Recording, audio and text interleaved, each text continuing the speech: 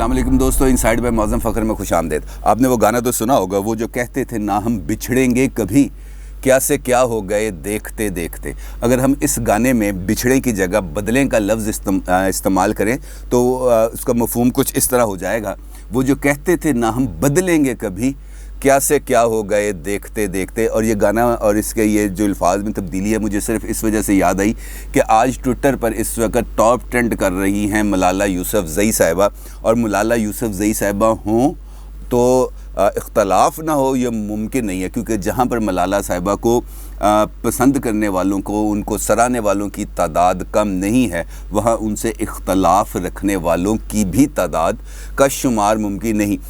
کیونکہ جس موضوع پہ اب میں آپ کے ساتھ گفتگو کرنا چاہ رہا ہوں وہ ہے ان کا ایک انٹرویو جو انہوں نے ایک انٹرنیشنل میگزین ووگ کے لیے دیا ہے، اور ووگ پر ان کا جو جولائی کا ایڈیشن ہے اس میں جو ان کا ٹائٹل ہے وہ بھی ملالہ یوسفزئی ہے، اس کی ابھی آپ دیکھ سکیں گے اس کی تصویر بھی اپنی سکرین پر۔ اب اس انٹرویو کے دوران انہوں نے جو شادی کے حوالے سے کچھ باتیں کی ہیں، اور ان باتوں کو لے کر سوشل میڈیا پر ایک بہت بڑی بحث شروع ہو چکی ہے، اور اس وقت تقریباً کوئی ان کا جو ٹرینڈ بن چکا ہے تقریباً 12,500 13,000 کا ان کا ٹرینڈ اس وقت تک پہنچ چکا ہے جب سے ان کا یہ انٹرویو کی بات سامنے آئی ہے۔ اور اگر دیکھا جائے تو ایک اور مثال سے بھی ہم اس بات کو ثابت کر سکتے ہیں، کیونکہ جب تک وہ پاکستان میں تھیں وہ گل مکئی کے طور پر متعارف ہوئیں، اور سوات میں ہونے والے جو طالبانائزیشن ہے اس کے خلاف انہوں نے BBC کے اوپر اپنے کالمز پوسٹ کرنا شروع کیے، بلاگز پوسٹ کرنا شروع کیے، جس نے راتوں رات ان کو مقبولیت بخش دی، اور جو پاکستان کا ماڈرن اور انلائٹنڈ طبقہ تھا، خاص طور پر سول سوسائٹی تھی، اس نے ایک بچی کی جو سوچ ہے اور اس کے جو ذہن پر اثرات پڑے تھے اس طالبانائزیشن کے، اس کے بارے میں ان کو بہت زیادہ سپورٹ بھی کیا، اور وہ دیکھتے ہی دیکھتے ایک دم پاکستان کے اندر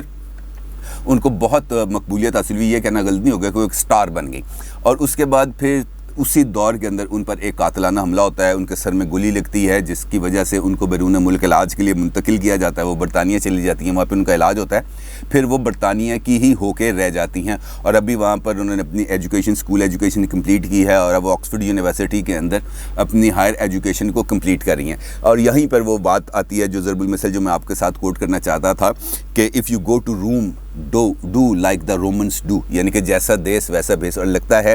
کہ یہاں کی معاشرت سے جو کچھ انہوں نے سیکھا تھا وہ برطانوی معاشرت کے اندر جا کے شاید کچھ گڈ مڈ ہو گیا، کیونکہ وہاں کے اثرات ڈیفینیٹلی ان کے اوپر آنے ہی ہیں، کیونکہ وہ جس معاشرے میں رہ رہی ہیں وہ قدر آزاد اور لبرل معاشرہ ہے، جہاں پر رشتوں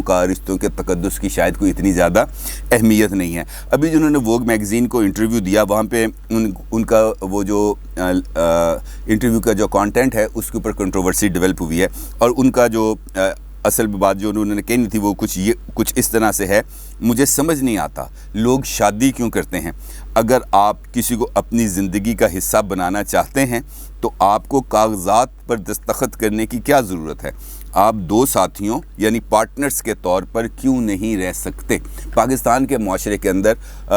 یہاں پر ہم بغیر شادی کے کسی بھی رشتے کو قبول نہیں کر سکتے، جبکہ یورپ کے اندر اس قسم کی بات کرنا، پارٹنرز کے بغیر رہنا کوئی اچھمبے کی بات نہیں ہے۔ خود اس وقت جو برطانیہ کے وزیر اعظم ہیں بورس جانسن، انہوں نے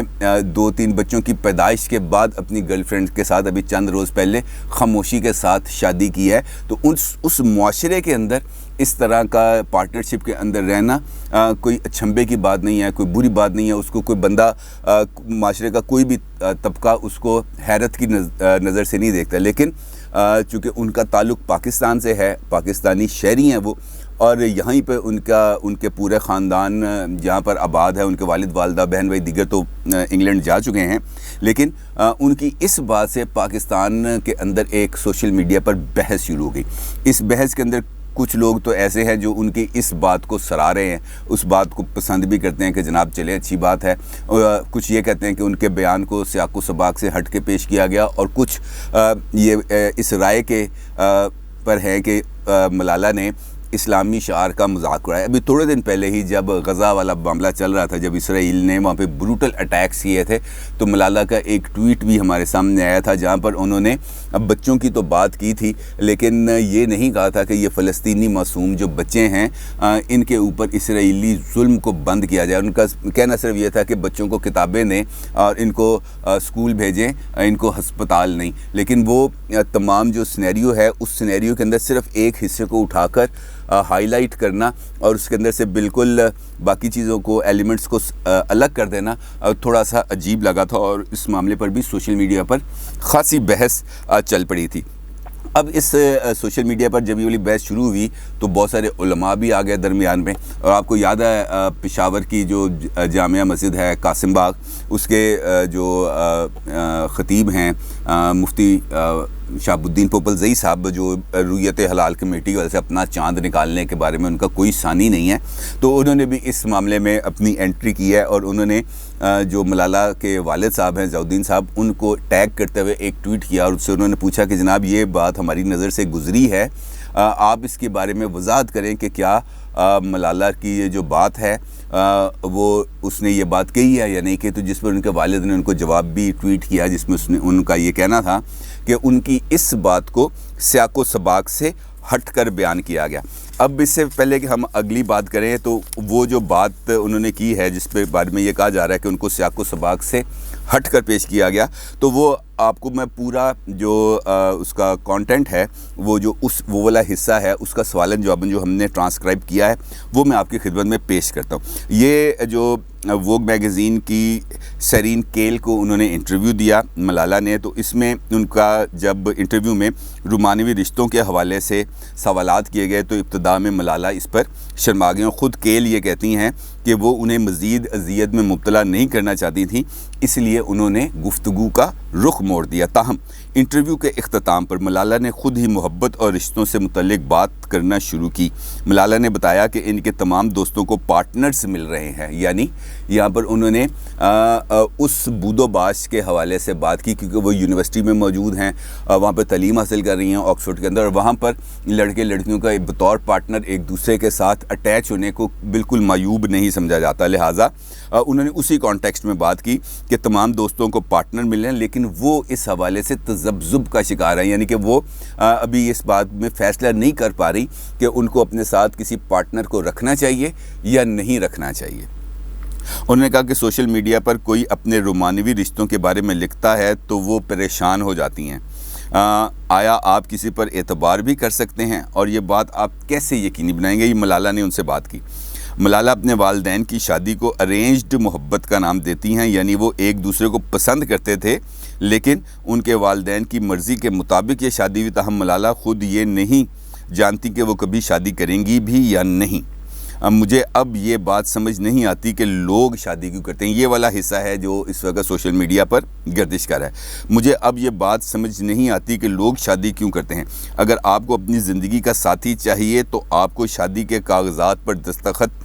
کیوں ضروری ہیں؟ یہ ایک پارٹنرشپ کیوں نہیں ہو سکتی؟ ملالہ نے یہ بھی بتایا کہ ان کی والدہ ان کی اس رائے سے اتفاق نہیں کرتی, یعنی کہ ملالہ کے گھر میں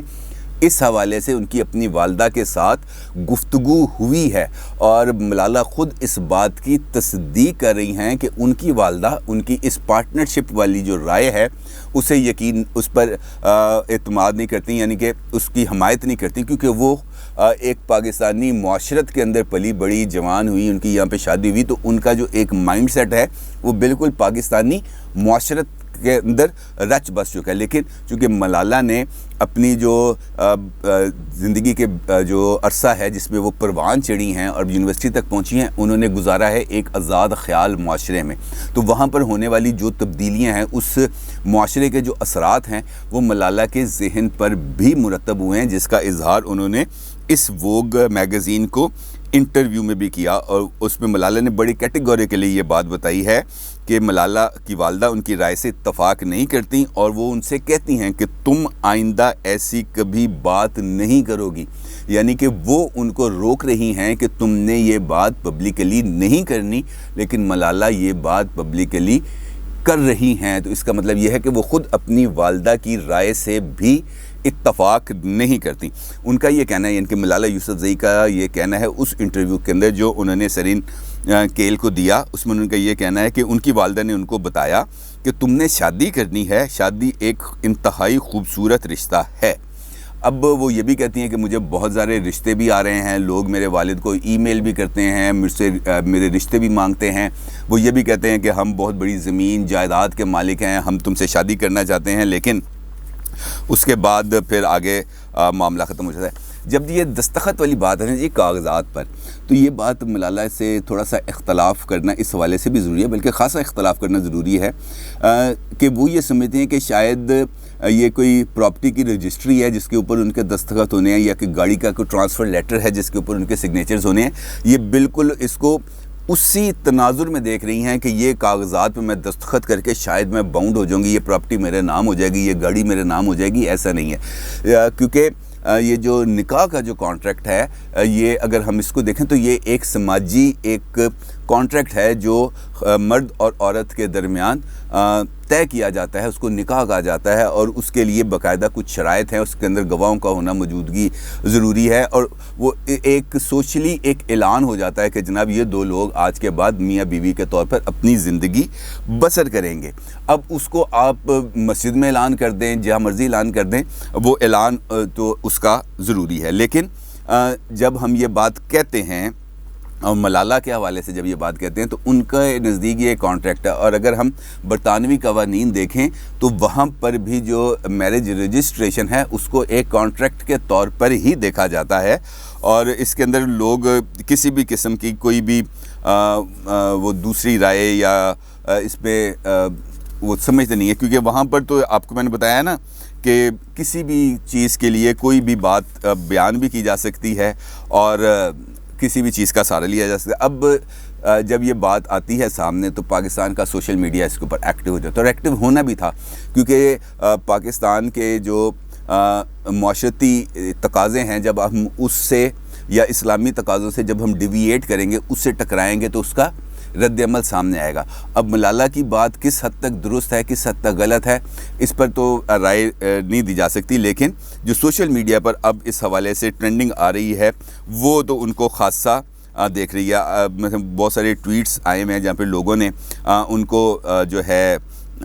پسند بھی کیا اور لوگوں نے اس پر اعتراض بھی کیا. مثال کے طور پر جو ماڈل ہیں ٹی وی کی اور میزبان بھی ہیں ٹی وی کی، متھیرا، انہوں نے اپنی ایک انسٹاگرام سٹوری کے ذریعے اپنی رائے کا اظہار کیا. انہوں نے کہا جی مجھے ملالہ کا کور فوٹو بہت پسند ہے جو ان کا ووگ میگزین پر دیا تھا. انہوں نے کہا کہ انہوں نے ملالہ کو ٹیگ کرتے ہوئے لکھا ہے کہ ہمیں اپنی نوجوان نسل کو سکھانا ہوگا کہ شادی اور نکاح کرنا سنت ہے، یہ صرف کاغذات پر دستخط کرنے جیسا نہیں، کیونکہ ہم کوئی پلاٹ نہیں خرید رہے. تو مطلب یہی ہے نا جو بات میں نے آپ سے کہی. ہاں